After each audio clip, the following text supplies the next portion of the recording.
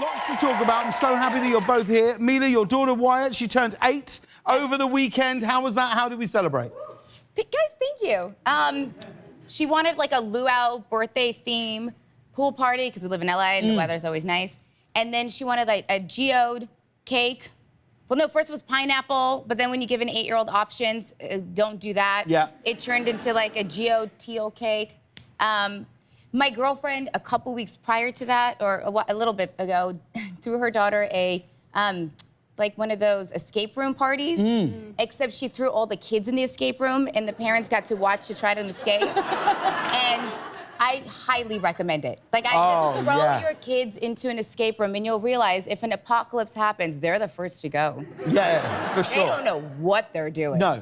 I like the idea of having a load of kids, telling them it's an escape room, but it isn't. Just throwing them in, you put them in a room, and then you get to just sit in silence, read a chapter of a book, and then, like, when you're ready and you start to miss them, normally around the 2-hour mark, just slide a key into a corner, and they go, guys, I found a key, and you go, you did it! And all you've done is drink a bottle of wine and read a book. Clea, are you an escape room type of person? I really am. I really am. That doesn't surprise me. Yeah, I did 3 escape rooms last weekend.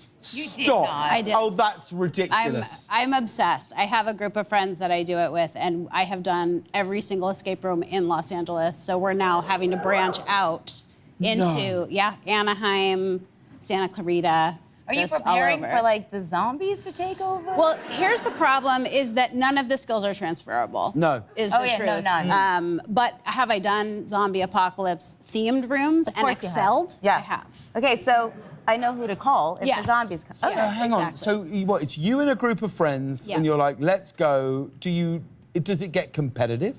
No, because you have to work as a team. You can only excel if you work as a team. If everyone is on their own, you usually fail. So See, I honestly, me in an escape room, I'd go, guys, you figure it out. Wait, were you not in an escape room with me years ago? Our mutual friend had an escape room. Yes. Were you and I not stuck in the same escape room? We were in the same room. Oh my God, we were. I just remembered when you said something. I was like, wait, you and I did one together. You did, and How did you do? Awful. Yeah. Awful. But it was also one of those escape rooms where you're competing against another team, and then you think you've done great. And you go, oh my God, did we win? Did we win? And they go, yeah. And you go around and you see everyone else just at the bar going, no, we finished 45 minutes ago. You were in the one for 7-year-olds. Yeah. Now, you both grew up here in Los Angeles and you have a lot in common. You're both huge LA Dodgers fans. Oh, yeah. And Clea, look at this. You got to play at Dodgers Stadium. Look at Clea Duvall here. You really look like you know what you're doing. And not to brag, but I do.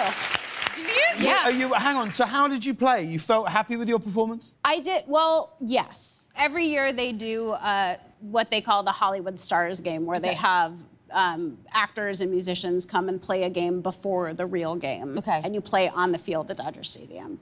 And so I got to do that. The first year, didn't get to play. Second year, I did get to play. Oh. And it was truly one of the most magnificent moments of my life. Really? Yes. It was, because I grew up loving baseball. I was obsessed with the Dodgers. I wanted to be a Dodger until I was told that that wasn't going to happen for me. But that's okay. There's still time. Yeah. Well, I don't know. I don't know. A 45-year-old woman on the Dodgers would be pretty radical, but I don't know. Answer me this. Who was the worst celebrity player? Okay, I'm not going to name his name, but he was. I'm just not going to do it. I'm not going to do it. But we just like one name, not both. Give us like one letter. First letter. Say what happened. Say what happened first. Go on. So I was playing second base, and he hit the ball towards me, saw the ball coming towards me, started to showboat towards first base, like running very slowly, playing for the crowd, obviously thinking this girl's not going to get the ball. But I fielded the ball expertly. I fielded the ball, and then he saw me field it and was like, oh no, she knows what she's doing. And he started running really, really fast, threw the ball to first base, got him out. The crowd went wild. It was truly one of the greatest moments of my life. Speaking of sports, I want to talk to you about this, Mila. I was very surprised. You've taken up tennis. Well, Mila Kunis, you're fully at it. This is where your producers are filthy liars. Are you good? I imagine you're pretty good. I'm not. Why? Because I shouldn't play any sports. I'm old, and nobody should start up a sport. My doctor goes, David Agus, wherever he is, was like, you know, the tennis is so good for you. It's like, it's quick reflexes, it's good for your mind and body, you should take it up. And I was like, oh, if my doctor thinks I should do it, that's a good recommendation. So I started taking tennis lessons for funsies in December, and in January, I did something to this knee where this one's all busted, and then when one knee hurts, the other one compensates, so now I have 2 bad knees. And you know why? And now David Agus is like, I think you need a very expensive operation. The man's a genius. But look, we're talking about getting injured. Look at this photo of a young Clea Duvall. I'm not sure what's happening here. What are we doing here, Clea? Have you fallen over or breakdancing? Breakdancing. Stop. Yeah. No. I was a big breakdancer. I mean, a kid of the 80s. Breakdancing was huge. And that was my little crew. We're all pretty tough. The kid picking his For nose real? right there. Yeah, for real. Yeah. You weren't there, you don't know. Look at that, though. Yeah, if I tried to do that now, I would be in a similar situation to you. My But knees. yeah, never walk again.